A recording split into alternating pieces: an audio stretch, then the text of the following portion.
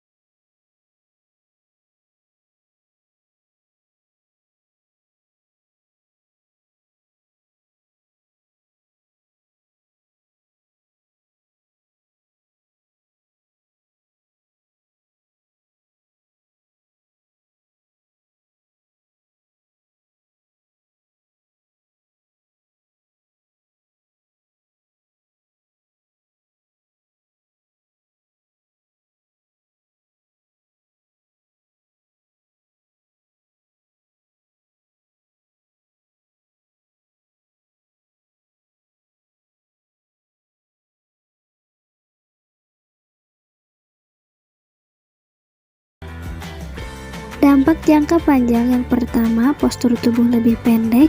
Yang kedua, meningkatnya kesehatan reproduksi. Yang ketiga, obesitas dan penyakit lainnya.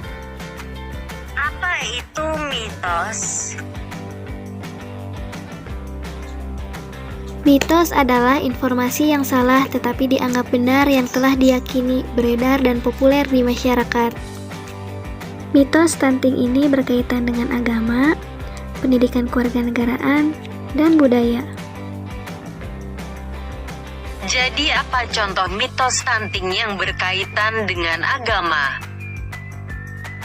Contohnya di Jember, beranggapan bahwa balita dianggap sehat apabila makan dengan lahap, jajan terus, kemudian beraktivitas seperti biasa. Kemudian, orang tua balita pada saat bekerja harus meninggalkan anaknya di rumah sehingga tidak memenuhi jumlah konsumsi ASI yang seharusnya. Di dalam Quran surat Luqman ayat 14 dijelaskan bahwa selamat-lambatnya waktu menyapi ialah setelah anak berumur 2 tahun dan menyusui selama 2 tahun adalah bentuk maksimalnya perhatian orang tua kepada anaknya. Hal ini merupakan petunjuk dari Allah kepada para ibu agar mereka menyusui anak-anaknya dengan ASI yang sempurna selama 2 tahun. Apa contoh mitos stunting yang berkaitan dengan PKN? Mitos mengenai stunting yang berkaitan dengan PKN, contohnya di Sepoyan, beranggapan bahwa ASI tidak memenuhi kebutuhan bayi yang pada akhirnya ibu memberikan makanan tambahan pada bayi. Di sini ibu telah melanggar pasal 128 ayat 1 Undang-Undang Kesehatan Nomor 36 Tahun 2009. Bayi berhak mendapatkan ASI eksklusif sejak dilahirkan selama 6 bulan kecuali atas indikasi medis. Mitos mengenai stunting yang berkaitan dengan budaya, yang pertama, sosio-budaya gizi saat hamil dan persalinan, yang kedua, sosio-budaya gizi saat menyusui, dan yang ketiga, sosio-budaya gizi masa balita.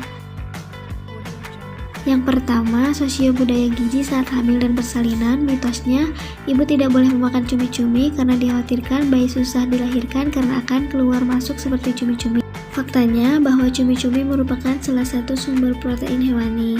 Kemudian untuk mitos yang kedua, anjuran konsumsi jamu yang bertujuan agar tubuh ibu hamil tetap sehat. Faktanya, jamu untuk ibu hamil bersifat oksitosik, mengakibatkan perdarahan uterus dan usus, kematian janin, dan pertumbuhan janin lambat. Kemudian ada sosio-budaya gizi saat menyusui. Mitosnya, kolostrum ASI harus dibuang dan tidak diberikan pada bayi karena dianggap kotor oleh ibu. Faktanya, jika ibu membuang kolostrum, maka bayi akan memiliki kekebalan tubuh yang kurang. Kemudian yang terakhir ada sosio-budaya gizi pada masa balita. Mitosnya, jika ibu memakan prelakteal, maka pencernaan bayi menjadi licin sehingga bayi mudah menerima asupan makanan. Faktanya, makanan prelakteal ini tidak baik bagi bayi karena makanan prelakteal dapat menggantikan kolostrum sebagai makanan yang paling awal untuk bayi. Jadi, bayi baru lahir yang diberikan makanan prelakteal berarti tidak menerima ASI eksklusif.